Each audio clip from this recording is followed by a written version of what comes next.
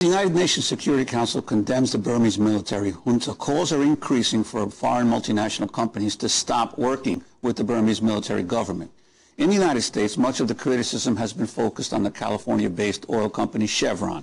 Chevron is one of the largest foreign investors in Burma and is the only remaining U.S. corporation with a significant presence there.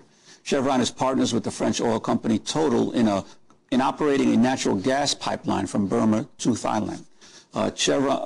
Chevron became involved in the project in 2005 when it bought the oil company Unocal, which helped build the pipeline. 11 years ago, the group Earth Rights International sued Unocal on behalf of 15 Burmese villagers.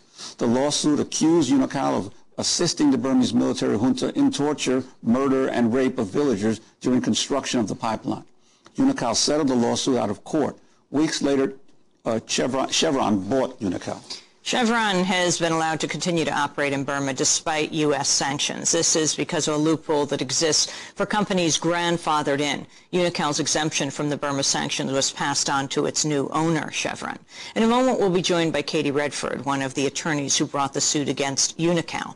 But first, I want to turn to excerpts of a documentary about the lawsuit. It's called Total Denial. The film features interviews with some of the Burmese villagers who sued Unocal. Till the pipeline came, there were no soldiers in the area where I lived. In our village, we were planting rice. When the pipeline arrived, we had to work for the white people more and more. The soldiers were forcing us to be slaves. If we refused to work, they said they would kill us. Because of the white people, our village was destroyed, and we had to flee. They shot at my husband, and he ran away in the jungle. I waited for him with my children. A soldier hit me with his gun. I fell and hit my head on a stone and lost consciousness. When I woke up, I saw my baby in the fire. She couldn't even cry. Her body was so burned and all black. In 1992, the soldiers came and ordered us to relocate our village. They said if we do not obey the orders, they could kill us.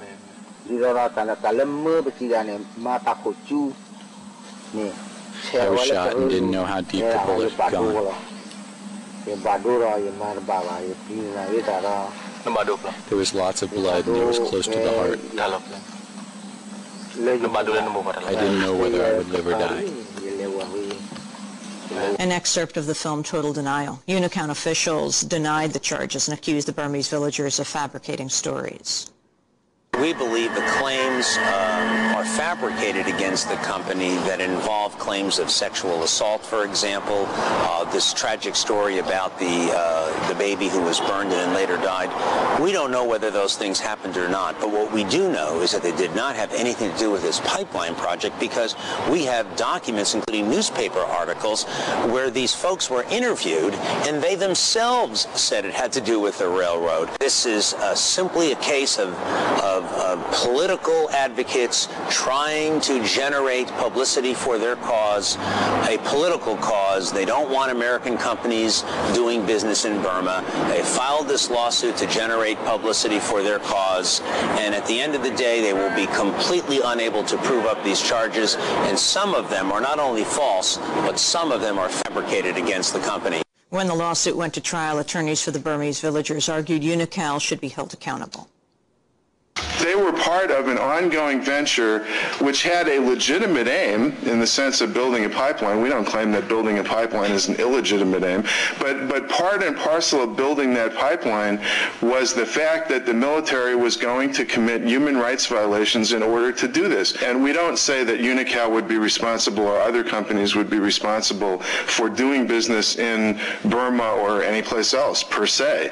What we're saying in this case is that Unocal and Total entered into an agreement with this government to do a particular project, that project included giving to the military the responsibility to do security, which it could have given to private companies. Unocal claimed the Burmese military junta was not involved in protecting the pipeline, but the claim was not well received by the court.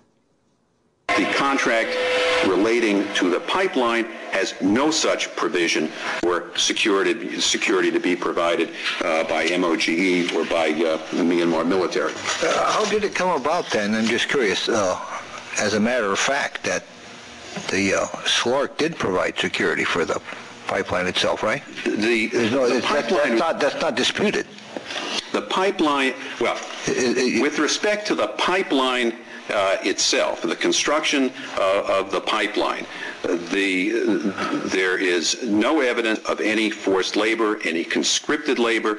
The claims relate to areas either in the vicinity or not so close to the vicinity of the pipeline. What do you claim? Like for instance, like the helipads are not part of the pipeline?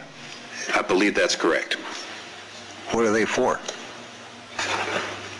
Well, let me take a step back and provide the court some backgrounds in the record of the case. Well, tell me first what the helipads are for. For landing helicopters. To construct the pipeline.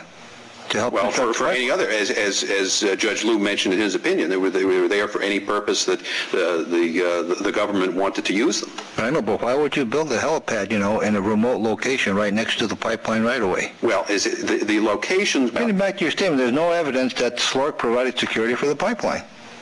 If they provide security for the helipad, you can infer they provide security for the pipeline. And my question is, why did they do that if they weren't obligated to do it under, as you say, under the contract? Well, I don't have the answer to you don't know how that came about. Nothing in the record to show why SLORC provided security for the pipeline. California.